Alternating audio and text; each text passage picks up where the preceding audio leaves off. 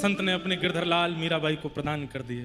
अब मीराबाई रो भी रही है और प्रसन्न भी है। प्रसन्न इसलिए कि ठाकुर जी आ गए, और रो इसलिए रही है कि एक संत अपने जीवन भर की सेवा यहाँ छोड़ के मेरे पास चले गए। रूठ गई पहले तो ठाकुर जी से, आपकी कैसी लीलाएं हैं, एक को संयोग देते हो, एक को वियोग देते हो, लेकिन मेरी एक बात सुन लो, मुझे वियोग दे के कहीं और मत जाना, मैं नहीं जाने दूंगी आपको। और फिर मन में खुद ही सोचती हैं, ऐसा तो उन संत ने भी सोचा होगा कि वो कहीं नहीं जाने देंगे, लेकिन आज ये आ तो गए मेरे पास, अरे इसका मतलब कल तुम मुझे भी छोड़ के चले जाओगे। और फिर से मीराबाई रोने लगी।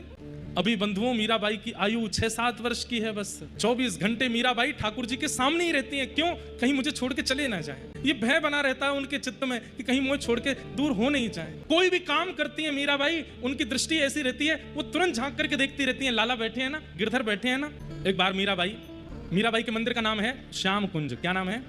श्याम कुंज, जहाँ गिरधरलाल विराजते हैं। अलग अपने परिवार से एक कुंज बनाई है, वहीं घास लगाई है, वहीं पर पौधे बनाए हैं, वहीं सुंदर सुंदर बेल बनाई है, वहीं सुंदर सुंदर पुष्प बनाए हैं। वहां मध्य में इनके गिरधरलाल जी विराजते हैं। वहीं पास में एक सरोवर बनाया है, नील सरोवर, उसमें कमल प्रकट किए हैं। पूरे दिन मीराबाई वहीं लगी रहती है। अभी तक मीराबाई सेवा करती हैं, भोग लगाती हैं, पर गाना अभी शुरू नहीं किया। एक दिन एक लीला होती है। क्या?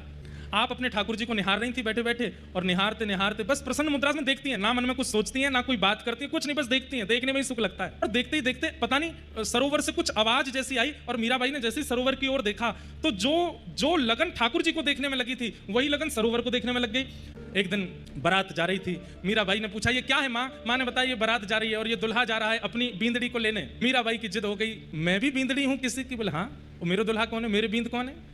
पूछते पूछते रात हो गई। माँ बोली, तू तो परेशान ही कर देती है मीरा, अरे बताओ ना मेरे बींद कौन है? सामने बैठे गिरधरलाल की ओर इशारा करते हुए मैया कहते, ये हैं तेरे बींद। और बस मीराबाई ने जैसे ही देखा है ठाकुर जी को, उसी छवि रूप को निहारती रहती है। उसमें कमल बह रहे हैं, मीराबाई उसको देखने लगी, और देखते ही देखते ठाकुर जी के कटाक्ष के दर्शन हुए।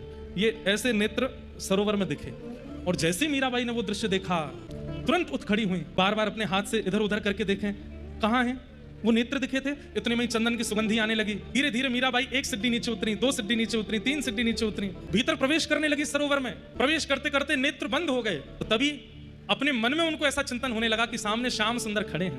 वो जो गिरधरलाल जी मीराबाई के पास आए थे, उज्जैन महाराज जी के गिरधरलाल जी, तो वो महाराज जी के पास जब गिरधरलाल जी, तो एक दिन वो सेवा कर रहे थे, तो मीराबाई दूर द्वार पर बैठ करके उनको देख रही थी। कथा में जब से देखा तब से मन हरण कर लिया था। तो महाराज जी सेवा कर रहे थे अपने ठाकुर जी की, तो ठाकुर जी ऐसे बैठे हैं, मीराबाई ऐसे देख रही थी, सामने संत बैठे हैं तो ऐसे झांक करके देख रही है, और ऐसे अपलक नेत्रों से देख रही है। अचानक से संत की दृष्टि इधर गई, तो ठाकुर जी ने अपने नेत्र ऊपर किए और अपनी उठी हुई भुजा से बोले। मीराबाई बोली, अरे जे तो माने बुलावे।